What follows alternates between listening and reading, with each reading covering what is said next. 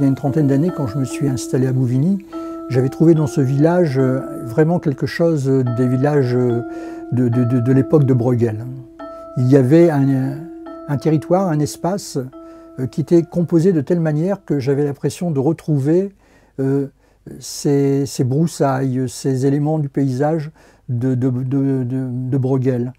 Je m'y suis installé à cause de ça. Pourtant, je viens du village à côté, ce qui est pas très loin, c'est-à-dire Flinérache. Mais quand je suis arrivé à Bouvigny, que je découvrais ou redécouvrais d'une certaine façon, ça m'a parlé autrement.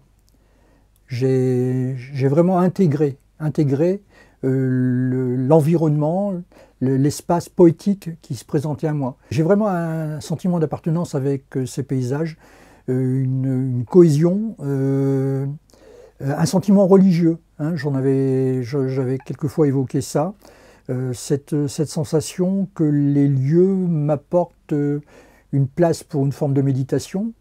Hein.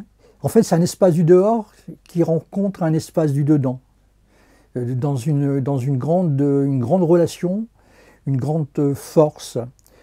Mais le paysage, il faut savoir qu'il existe surtout essentiellement par rapport à celui qui le regarde. Ma peinture a évolué avec l'évolution du paysage. Les choses ont évolué, des bâtiments se sont installés, ce qui a modifié mon espace pictural.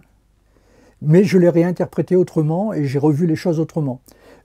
J'ai vu quelquefois disparaître des bosquets, des très beaux arbres, et en même temps redécouvrir autrement l'espace. Si j'avais un conseil à donner, ben justement, c'est de garder à l'esprit l'esthétique des lieux.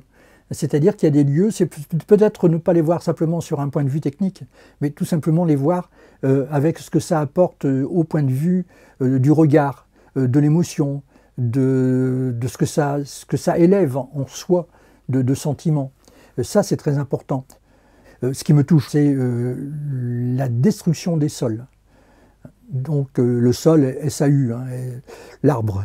Donc là, oui, ça me touche énormément parce que ça fait partie de notre patrimoine ici, de ce qu'on côtoie tous les jours, que j'ai côtoyé très jeune, enfant, on faisait des cabanes, on vivait avec ces arbres, qui sont aussi des arbres, comment dire, très humains, très portés à la réflexion, étant donné le côté torturé, le côté...